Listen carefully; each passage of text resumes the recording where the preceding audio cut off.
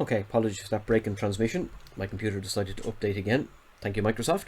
Anyway, as I said, one more example, and this example comes from page 315, question 11, and then I'm going to leave you with something to do yourselves. Okay, find the equation of the circle that passes through the points A, minus 2, 2, B, 5, minus 5, and has the line 3x minus 4y equals 35 as a tangent at the point 5, minus 5. Now, first of all, do we know the centre or the radius of this circle in terms of numbers? The answer is no. We know nothing about this circle except that its circumference passes through A and B, and that the line 3x minus 4y equals 35 is a tangent to it. That's all we know. So therefore, if we don't know the centre and the radius in numerical form, we write down the general equation.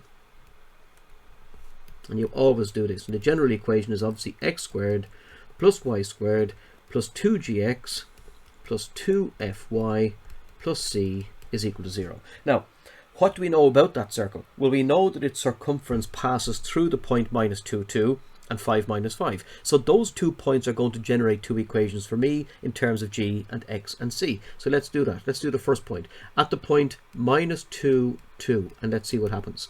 Minus 2 goes in for x, that's 4. 2 goes in for y, that's 4. Minus 2 goes in here, giving me minus 4g. 2 goes in there, giving me plus 4f. Plus c is equal to 0. So when we work this out, we get minus 4g plus 4f plus c is equal to 4 and 4 is 8, over the other side is minus 8. So multiply across by minus 1, 4g minus 4f minus c is equal to 8. So there's equation number 1, as expected. Now, when we take equation number 2, that's where we go through 5 minus 5 and do exactly the same thing again. 5 squared is 25, so 5 goes in for x, that's 25. Minus 5 goes in for y, that's another 25. 5 goes in there, giving me 10g. Minus 5 gives me minus 10f. Plus c is equal to 0. And again, if we reorganize that, 10g minus 10f plus c is equal to minus 50. Now, I do want you to notice something. Let's take a look at this equation here. There's equation 1, and there's equation 2. All right. Notice, first of all, that the c's oppose each other, plus c and minus c.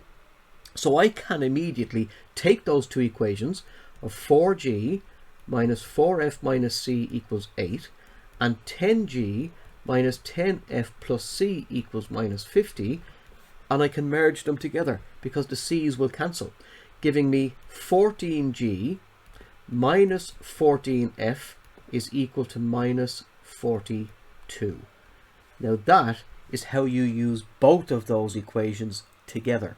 So what I need to do now is, because I have one equation in 2 variables, wouldn't it be lovely if I could get one more equation in the same 2 variables and then just use simultaneous methods in order to solve them? But what do we do up here? 3x minus 4y equals 35 is a tangent. Let's just take a look what that means. So let's take a look at the circle. Here's the circle. And we've got the centre, which we don't know numerically, as minus g minus f.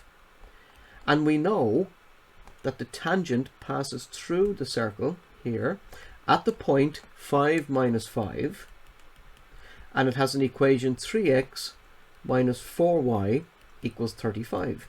Now, what can I take from that? From that, I have to get another equation in f and in g. So therefore, the centre of the circle is going to have to be used. So let's go back to what I told you in a previous class.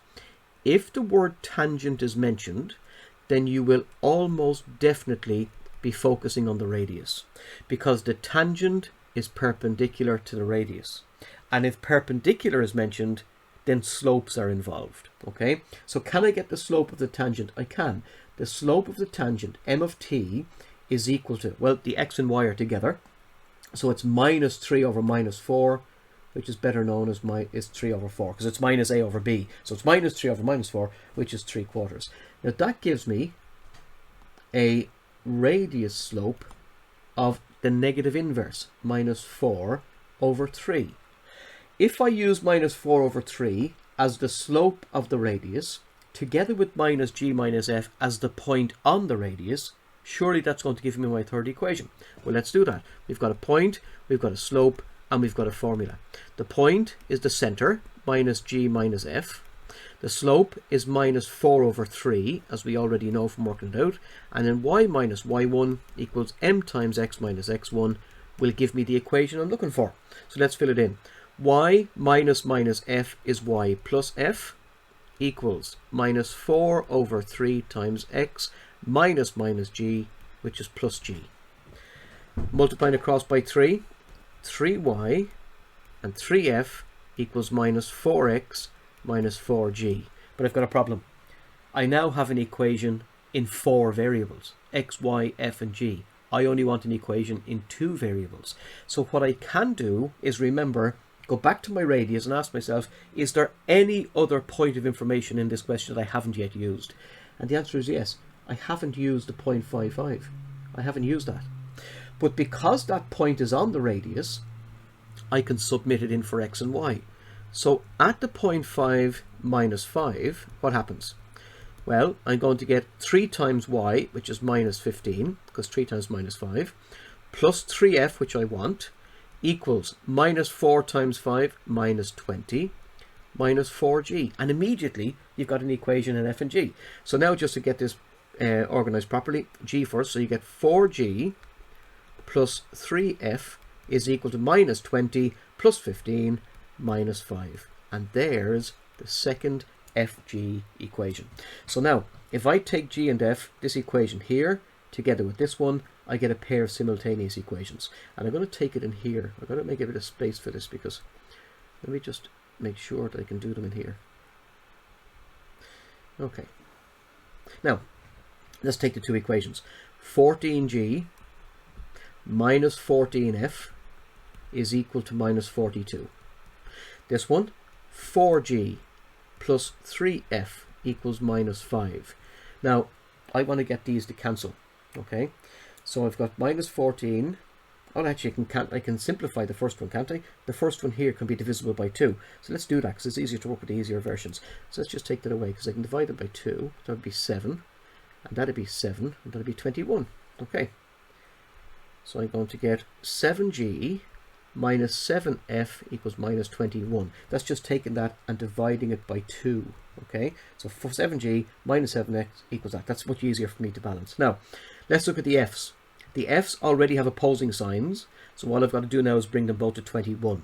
So I'm going to multiply the top line by 3 and the bottom line by 7. That will give me 21g minus 21f equals minus 63. Bottom line, 7 4s, 28g, 7 3s plus 21f is equal to 7 minus 5 minus 35. Immediately, the f's are gone. What does that leave me with? 49g is equal to minus 98. That's lovely, because now we know g is minus 2. Okay, now if g is minus 2, how do I get f and how do I get c? Well, first of all, there's an equation here. Use this one. So now that g is minus 2, let's take that back up here and let's see what we get. We get 4 times minus 2 plus 3f equals minus 5. That's minus 8. So 3f equals minus 5 minus 8 plus 8. That's plus 3. Am I right in that? So that's minus 8 becomes plus 8. Minus 5 is plus 3. So f is equal to 1. Good. And the last thing then to do is to find an equation with c in it somewhere. And we have one here, don't we? We have this one. Here it is, this one. Let's use this one here. So we've got 4g minus 4f minus c. So it's just a matter of hunting these things down. So you get 4 times g, which is minus 8. So 4 times g, that's minus 8. Minus 4 times f, which is minus 4. Minus c is equal to 8. So we get minus c being equal to minus 4 minus 8 is minus 12. That becomes plus 12, so that becomes 20. So therefore c equals minus 20. And there's c. So c, there's g, there's f. So what do I do now?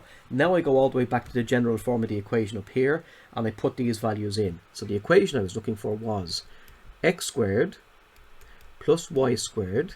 Now, plus 2gx. Well, what's g? G is minus 2, so that's minus 4x. Plus 2fy, which is plus 2y. Plus c, which is minus 20, is equal to 0. And that is the equation of the circle that I'm looking for. Okay, time for you to have a go at that. That's as difficult as they're going to get. They're going to get no more difficult than that, but I need you to remember the various different twists and turns that can be thrown in. But at the end of the day, you need to generate 3 equations in G and F and C, and then you fall all the way back in algebra, the first 3 chapters of book 1, to figure out, what do I do with these 3 equations? Is it a matter of manipulation and substitution? Is it a matter of elimination of terms from 3 equations and 3 variables down to 1 equation and 1 variable? It should become fairly obvious to you when you have your 3 equations. So I'm going to leave you with these ones. Page 314, question 2, 3, 8, 9 and 10. And a word of warning, pay these questions great attention.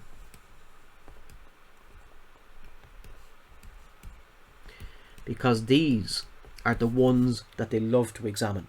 This makes sure that you understand everything about the circle and everything about the coordinate geometry of the line and a lot of algebra. So they can examine 3 things in once. They are always examined every single year. They will be important as far as your summer test is concerned as well. So get busy. Page 314, questions 2, 3, 8, 9 and 10. If you need help, you know where I am.